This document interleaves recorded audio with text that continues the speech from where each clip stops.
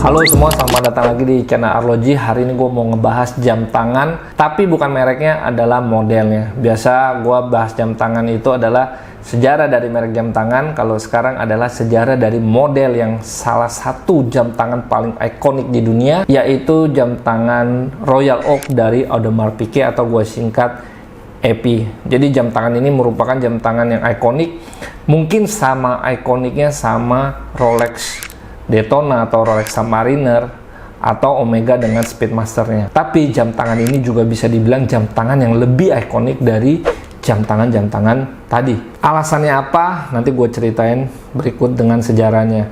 Jadi sejarah dari jam tangan ini lahir karena adanya quartz crisis. Jadi pada saat 1969 Seiko ngeluarin jam tangan quartz. Di saat itu banyak banget perusahaan-perusahaan Swiss yang keteteran karena ketemu kompetitor yang ngeluarin jam tangan bisa dibilang, wah ini jam tangan yang masa depan nih. Karena jam tangan quartz itu ada unsur listriknya, terus juga lebih tahan banting, kemudian juga harganya lebih murah. Jadi pasar-pasar jam tangan itu bergeser ke arah quartz. Sementara yang mekanikal ini lagi kebingungan, wah gimana dong kita bisa bersaing sama jam tangan yang quartz. Di saat itu banyak sekali perusahaan-perusahaan yang bangkrut, terus juga banyak sekali pemecatan massal karena perusahaan-perusahaan tersebut bangkrut. Kemudian di tahun 1971 itu mencapai puncaknya lah, perusahaan-perusahaan lagi galau-galaunya. Mungkin ini ibaratnya kayak mahasiswa-mahasiswa yang seneng banget, waduh gua habis di wisuda nih, lulus, besoknya jadi pengangguran. Terus nggak jelas masa depannya kayak apa. Kurang lebih perasaan itulah yang ada di perusahaan-perusahaan jam tangan Swiss. Sementara itu, EP mengalami nasib yang serupa. Jadi mereka ketolong karena pada saat itu kebetulan ada demand jam tangan sport yang mewah di Italia. Sebenarnya perusahaannya sendiri itu juga udah hampir bangkrut sama seperti jam tangan lain. Tapi karena ada permintaan seperti itu, akhirnya mereka punya ide untuk memasuki pasar jam tangan sport yang mewah. Karena jam tangan saat itu adanya jam tangan quartz atau jam tangan mewah. Modelnya juga masih kuno-kuno. Yang kalau mewah itu warnanya emas, modelnya juga tua kayak buat kakek-kakek, kuno banget. Akhirnya mereka memutuskan untuk bikin jam tangan yang bener-bener lain daripada yang lain. Dipanggillah seorang desainer Swiss yang sudah berpengalaman desain jam tangan untuk beberapa merek, antaranya Universal, Genève, terus juga pernah desain buat Omega, pernah desain buat Patek. Dipanggil tuh orang ini namanya Gerald Genta, yang saat itu sebetulnya bisa dibilang belum terkenal banget. Dia terkenal banget juga karena dia desain Royal Oak ini. Dipanggil nih si Gerald Genta. Gerald sini. Dipanggil, dibilang, nih kita mau bikin jam tangan yang sport ya, tapi mewah buat anak muda. Dan jam tangan ini bisa dipakai sehari-hari, tapi kalau dipakai buat kemeja, pakai buat jas, buat taksido, tapi masih keren. Nah, akhirnya mandat itu diterima sama Gerald Genta. Menurut rumor, dalam waktu kurang dari 24 jam dia udah selesain desain itu, dan akhirnya dia ketemu pihak EP. Dan desain itu digambar di atas tisu. Jadi dibilangnya cocktail napkin. Jadi itu kayak minuman, bawahnya tuh ada tisu, nah dia gambarnya di situ. Nah cerita ini sebenarnya kebenarannya juga masih diragukan. Tapi itulah yang dirilis sama EP. Sama seperti kalau lu tahu cerita Messi waktu dikontrak pertama kali sama Barcelona itu di atas sapu tangan. Nah kurang lebih ceritanya seperti itu. Walaupun itu benar atau tidak, tapi yang pasti ini menambah bumbu atau drama dari bagaimana Royal Oak ini diciptakan oleh Gerald Genta. Nah, akhirnya lahirlah jam tangan yang disebut Royal Oak. Waktu itu kode referensinya 5402. Royal Oak ini diambil dari mana? Jadi nama Royal Oak ini diambil dari kapal perangnya Angkatan Laut Elit Inggris. Jadi pada saat itu ada beberapa kapal perang namanya Royal Oak. Nah, kapal perang itu sendiri terinspirasi sama cerita bahwa dulu Raja Charles II waktu dikejar-kejar sama tentara Cromwell di tahun 1651, dia ngumpet di pohon oak ini. Nah, pohon oak inilah akhirnya yang dijadikan simbol politik di Inggris, disebutnya Royal Oak. Selain itu juga Royal Oak itu punya kesan bangsawan, dan pohonnya sendiri itu kan umurnya panjang. Bahasa Indonesia dari oak ini sebenarnya pohon ek. Jadi kalau di bahasa Indonesia tuh kayaknya kurang enak ya, jam tangan eknya bangsawan gitu. Nah, setelah dibikin-bikin, akhirnya tahun 1972 diluncurin di Baselworld. Jadi Baselworld itu adalah pameran eksibisi jam tangan terbesar di dunia di kota Basel, Switzerland. Ini adalah pameran jam tangan yang diadain tiap tahun dan sampai sekarang juga masih ada. Menurut rumor, pada saat mereka bikin dari emas putih, karena pada saat itu stainless steel susah dibikin. Nah, Royal Oak ini dibikin dari stainless steel, tapi dengan finishing yang sama bagusnya dengan logam mulia. Di tahun 1972 dipamerin, para penggemar jam tangan, pada saingan-saingan mereka begitu Royal Oak, mereka nganggap, wow, jam tangan ini luar biasa banget. Bodohnya.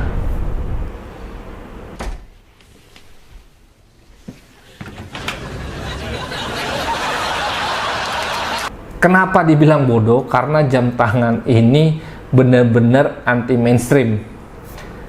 Yang pertama, jam tangan ini adalah terbuat dari stainless steel. Tapi jam tangan ini dimasukkan ke kategori jam tangan sporty yang mewah. Pada saat itu yang namanya jam tangan mewah itu pasti terbuat dari emas atau logam mulia. Stainless steel mewah itu bukan kata yang bisa dicampur. Jadi semua menganggap bahwa ini konyol banget, bikin jam tangan mewah tapi terbuat dari stainless steel. Yang kedua, jam tangan ini harganya 10 kali lipat dari harga Submariner. Yang pada saat itu harga Submariner Rolex kira-kira 220 sampai 250 USD. Royal Oak ini dijual dengan harga 3.300 Swiss franc. Bisa dibayangin, jam tangan sama-sama stainless steel tapi harganya 10 kali lipat. Tapi sebagai catatan, Rolex Submariner pada masa itu belum dikategorikan jam tangan mewah. Yang ketiga, bentuknya aneh. Pada saat itu jam tangan masih bentuknya kotak atau bentuknya bulat. Ini keluar dengan bentuk segi 8 atau oktagon.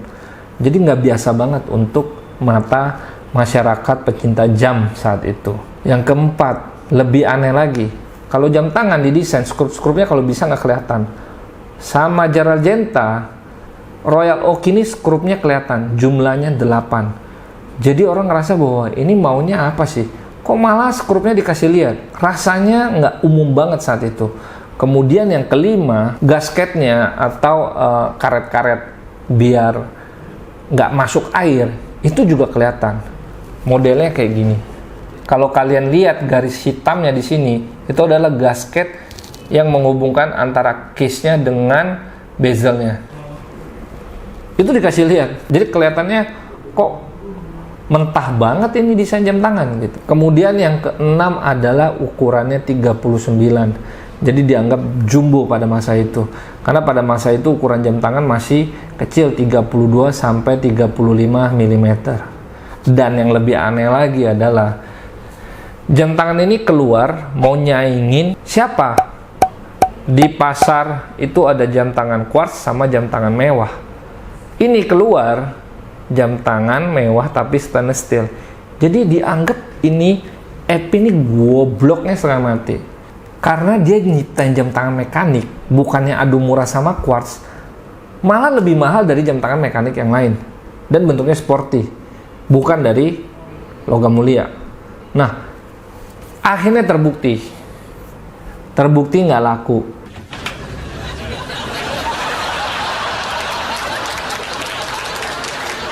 FB cuma ngejual jam tangan ini 1000 biji. Angkatan pertamanya dia produksi 1000, dia jual, dia butuh waktu 1 tahun. Bahkan ada rumor bilang dia jual sampai habis itu butuh waktu 2 tahun. Bisa dibayangin betapa nggak lakunya jam ini. Dan ada cerita bahwa jam tangan pertama yang terjual ini adalah ke Raja Iran saat itu, Reza Pahlavi, Muhammad Reza Pahlavi, atau nama lainnya Muhammad Reza Shah. Jangan-jangan dia kakeknya Raline Shah.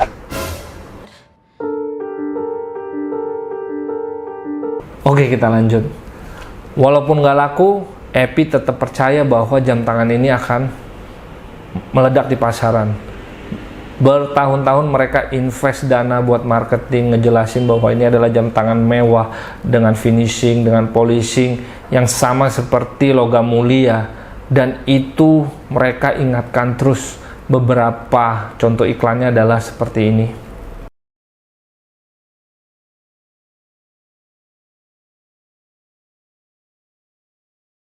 Sampai akhirnya jam tangan ini suatu saat dianggap jam tangan yang mewakili anak muda dengan penghasilan tajir melintir, uangnya nggak ada serinya. Kenapa? Karena lu harus cukup kaya untuk beli sesuatu dengan harga mahal tapi itu stainless steel. Dan ini akhirnya menjadi simbol kekayaan kalau lu udah bisa beli jam mahal tapi terbuat dari stainless steel. Hey, that's pretty good. Kemudian sejarah berlanjut, Royal Oak ini adalah model yang menyelamatin Epi dari jurang kebangkrutan. Jadi perusahaan ini sebenarnya udah hampir bangkrut, tapi dia tetap percaya segala uang yang dia punya dia marketingin buat Royal Oak ini sampai akhirnya benar-benar menjadi jam tangan yang sangat ikonik.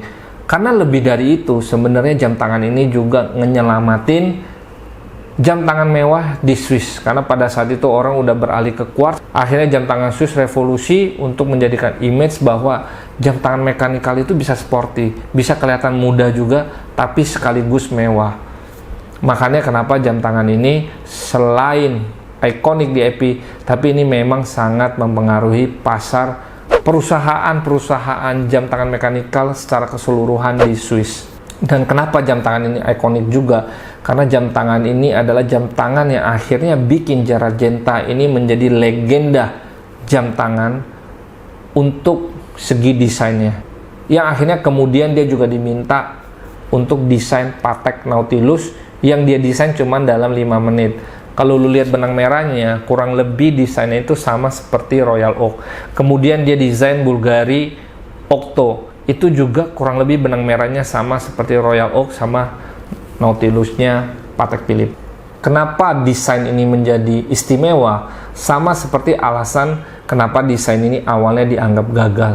Yang pertama adalah bentuknya yang oktagon, beda dari jam tangan biasa. Kemudian 8 skrupnya dia expose, dia kasih lihat kalau ada skrup buat sambungin bezel sama case-nya. Gasketnya juga dia expose. Selain case-nya juga, bracelet-nya itu juga ikonik banget. Bentuknya horizontal, tipis-tipis, disambung sama konektor link yang vertikal. Terus juga finishing-nya itu handmade, satu persatu di finishing sama tangannya orang. Membuat jam tangan ini antara case sama bracelet-nya itu seperti satu kesatuan. Bahkan sampai ke clasp-nya itu juga seperti satu kesatuan kalau kalian lihat. Jadi ini nggak keputus clasp-nya. Hanya ada logo di tengah-tengah bagian clasp-nya. Yang kelima, walaupun terbuat dari stainless steel, tapi finishing detail dari jam tangan ini benar-benar dibikin seolah-olah itu adalah terbuat dari logam mulia. Nah, ada satu lagi yang benar-benar ikonik adalah dialnya. Jadi dialnya itu disebutnya petit tapestry, seperti bentuk waffle. Bahkan sampai sekarang itu masih dibuat dengan teknologi yang sama. Jadi teknologinya masih sama seperti abad 19. Bentuk dialnya ikonik banget. Dan uniknya dari Epi adalah apapun komplikasinya, baik misalnya dia komplikasinya cuma ada dead jazz, chronograph, dual time atau GMT, terus ada power reserve-nya, tourbillon, bahkan sampai perpetual calendar, bentuknya sama. Bentuknya cuma seperti ini doang. Beda sama kalau lu lihat Rolex, GMT-nya beda, Submariner-nya beda, terus nanti dia ada day-date-nya juga beda, ada bezelnya juga bentuknya beda-beda. Tapi kalau Epi dia cuman bentuknya seperti itu. Itu yang menjadi Epi ikonik banget. Jadi kalau lu lihat orang pakai Epi itu dari jauh udah kelihatan bahwa itu adalah Epi. Kenapa bentuknya oktagon? Karena ini terinspirasi dari helm penyelam pada masa itu yang bentuknya seperti ini. Itu aja sejarah dari Royal Oak Audemars Piguet. Terima kasih buat yang udah nonton sampai detik ini. Bagi kalian yang punya pengalaman pakai jam tangan ini, silahkan cerita di kolom komentar. Kalau kalian suka, silahkan di-share ke teman-teman. Dan jangan lupa di-subscribe untuk lihat video-video gue berikutnya. Terima kasih.